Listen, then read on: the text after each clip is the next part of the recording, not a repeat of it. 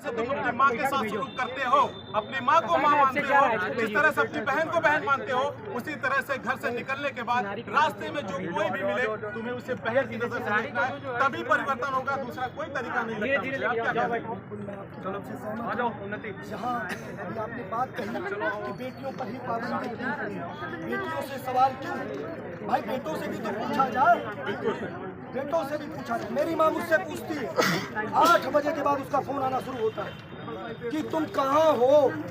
तो ये सवाल मुझे लगता है हर माँ को अपने बच्चे से करना चाहिए कि तुम कहाँ हो, क्या कर रहे हो, कहाँ गए थे, क्यों गए थे।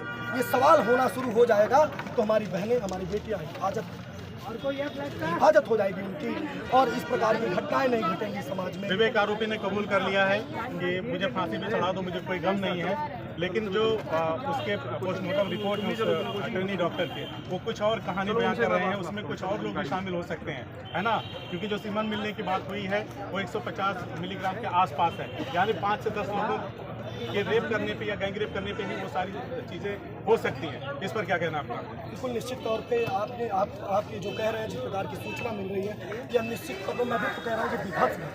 5-6 लोग इस प्रकार की गतिविधियों को किया है, और ये दरिंदे थे, ये दानव थे, ये इंसान नहीं थे। इन सब को फांसी होनी चाहिए, इन सब को तत्काल। वो भी आपने अभी एक बात कही कि जब निर्भया हत्याकांड में बहुत समय लग गया, तो बहुत समय जब देर होगा तो सच में न्याय का कोई मतलब नहीं।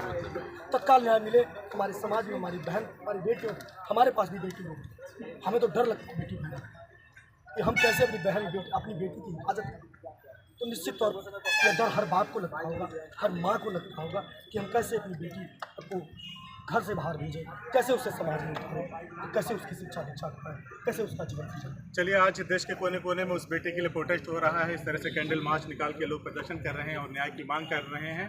उस बेटी को कितनी जल्दी या कितना देर से न्याय मिलेगा ये तो कह पाना मुश्किल है, क्योंकि सीबीआई के हाथ में अब जांच पहुंच चुकी है, और वो सीबीआई कुख्यात रही है, मशहूर रही है।